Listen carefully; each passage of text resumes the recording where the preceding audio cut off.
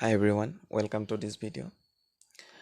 আমি আজি art and কালচাৰৰ ওপৰত 10টা গুৰুত্বপূৰ্ণ প্ৰশ্ন লৈ আহিছোঁ আগন্তুক পৰীক্ষাৰ সুবিধাৰ্থে।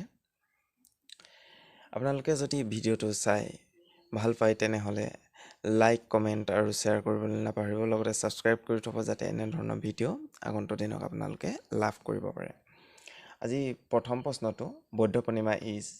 ইয়াতে অপশ্যন কেইটা দিয়া আছে। অপশ্যন কেইটাৰ ভিতৰতে আমাৰ শুদ্ধ অপশ্যনটো হ'ব option number C. Buddha Purnima is celebrated on the full moon of the month Baisakh. ঠিক আছে, তাৰ পিছৰ প্ৰশ্নলৈ যাওঁ। Question number 2, what is the unique significance of Buddha Purnima? বৌদ্ধ পূৰ্ণিমাৰ তাৎপৰ্য কি? ঠিক আছে, অপশ্যন কেইটাৰ ভিতৰত আমাৰ শুদ্ধ উত্তৰটো হ'ব option number B. The Buddha was born, attained enlightenment and attained nirvana when he died on this day. ঠিক আছে, এই আটাইকেইটাই হ'ব।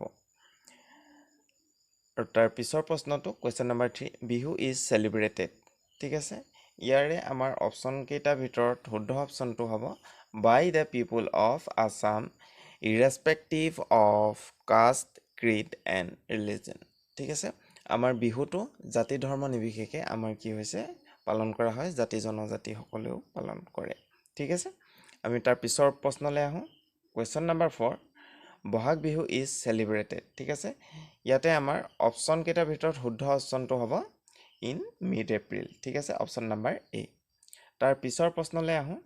Question number 5, Magh Bihu is also' known as. ঠিক আছে, আমাৰ বিহুকেইটাৰ দুটা আমি নামেৰে জনাজাত। ঠিক আছে, ইয়াৰে বহাগ বিহুক আমাৰ ৰঙালী বিহু বুলি কয়, আৰু মাঘ বিহুক আমাৰ ভোগালী বুলি কোৱা হয়, আৰু কাতি বিহুক আমাৰ কঙালী বুলি কোৱা হয়। ঠিক আছে, ইয়াতে আমাৰ অপশ্যন কেইটাৰ ভিতৰত শুদ্ধ অপশ্যনটো হ'ব ভোগালী বিহু। মাঘ বিহুক কি বুলি কোৱা হয়? ভোগালী বিহু বুলিও জনা যায়। ঠিক আছে, আমি তাৰ পিছৰ প্ৰশ্নলৈ আহোঁ। Question number 6, Kongali Bihu is also' known as Kati Bihu. ঠিক আছে, ইয়াতে আমাৰ অপশ্যন নম্বৰ বিটো শুদ্ধ হ'ব। ঠিক আছে, কাতি বিহু। তাৰ পিছৰ question number 7, Anam is a major festival of. ঠিক আছে, অপশ্যন কেইটাৰ ভিতৰত ইয়াতে শুদ্ধ অপশ্যনটো হ'ব অপশ্যন নম্বৰ এ, কেৰেলা। ঠিক আছে, অনমটো ক'ত পালন কৰা হয়? উৎসৱটো এইটো কেৰেলাত পালন কৰা হয়। ঠিক আছে, তাৰ পিছৰ প্ৰশ্নলৈ আহোঁ।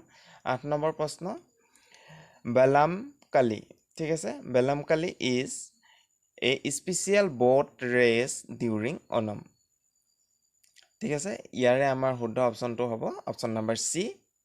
আৰু এই যোনটো ৰেচ আছে, এই ব'ট ৰেচটোক স্নেক ব'ট ৰেচ বুলি কোৱা হয়। ঠিক আছে, আৰু কোনখন ৰাজ্যত পালন কৰে? আমি অলপ আগতে পাই আহিছোঁ অনমটো যিহেতু কেৰেলাত, তেনেহ'লে আমাৰ এইটো বেলামকালিটো কি হ'ব? কেৰেলাতে পালন কৰে। ঠিক আছে, তাৰপিছত আমাৰ question number 9, Onam is celebrated to mark the return of king Mahabali. ঠিক আছে, ইয়াতে অপশ্যন নম্বৰ এইটো আমাৰ কাৰেক্ট হ'ব। ঠিক আছে, কোনটো? এইটো। আমি তাৰ পিছলৈ যাওঁ। 10 number question, auspicious saffron color clothes are represented to friends and relatives during। Option কেইটাৰ ভিতৰত শুদ্ধ অপশ্যনটো হ'ব অপশ্যন নম্বৰ চি। ঠিক আছে, অনম। এই 10টা প্ৰশ্নৰ সৈতে আজি আমাৰ ভিডিঅ'টো সামৰণি মাৰিছোঁ। আমি আকৌ লগ পাম অন্য এটা ভিডিঅ'ত। ধন্যবাদ।